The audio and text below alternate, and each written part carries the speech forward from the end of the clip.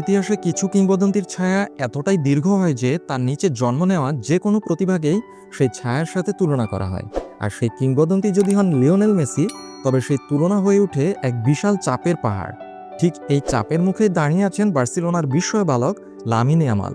তাকে বলা হচ্ছে নতুন মেসি। কিন্তু এই তকমা কি তিনি সাদরে গ্রহণ করছেন, নাকি নিজের পরিচয়ে পরিচিত হতে চান?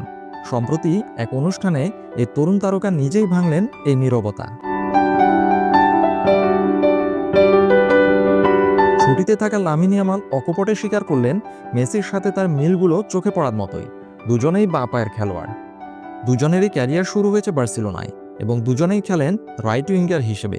কিন্তু এই মিলগুলো সত্ত্বেও লামিন ইয়ামাল স্পষ্ট করে দিলেন যে তিনি কারো পদাঙ্ক অনুসরণ করতে চান না, এমনকি তার আদর্শ মেসিরও না। লামিন ইয়ামাল বলেন, আমি সবসময়ই নিজের পথটা নিজেই তৈরি করতে চেয়েছি। অবশ্যই আমার চোখে মেসি ইতিহাসের সেরা খেলোয়াড়, এতে কোনো সন্দেহ নেই। তিনি বাঁ পায়ের খেলোয়াড়, আমিও তাই।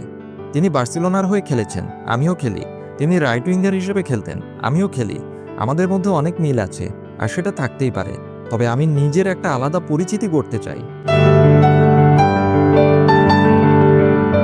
নিজের ভবিষ্যৎ লক্ষ্য নিয়ে লামিন ইয়ামাল আরও বলেন, তিনি তার কিংবদন্তি তুল্য ইতিহাস লিখেছেন, আর আমি আশা করি আমারও তার মতো একটি সফল ক্যারিয়ার হবে। কিন্তু তার চেয়েও বড় কথা হলো, আমি নিজের মতো করে ফুটবল খেলতে চাই, নিজের গল্পটা লিখতে চাই।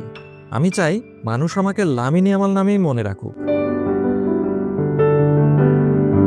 এই কথাগুলো শুধু এক তরুণ খেলোয়াড়ের উচ্চাকাঙ্ক্ষা নয়, বরং এক পরিণত মানসিকতার প্রতিচ্ছবি।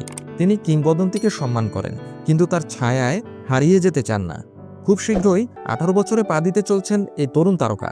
জন্মদিনের পরেই তিনি বার্সেলোনার সাথে তার নতুন চুক্তিতে সই করবেন, যা ক্লাবের প্রতি তার প্রতিশ্রুতিরই প্রমাণ।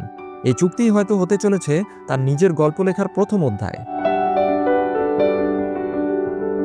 একদিকে লিওনেল মেসির মতো কিংবদন্তির সাথে তুলনা, অন্যদিকে নিজের পরিচয় তৈরির এক নীরব যুদ্ধ। এই দুইয়ের মাঝে দাঁড়িয়ে লামিন ইয়ামাল কি পারবেন তার নিজের নামে ফুটবল বিশ্বকে মোহিত করতে? সময় বলে দেবে, তবে তার পথ চলার শুরুটা যে অসাধারণ তা নিয়ে কোনো সন্দেহ নেই।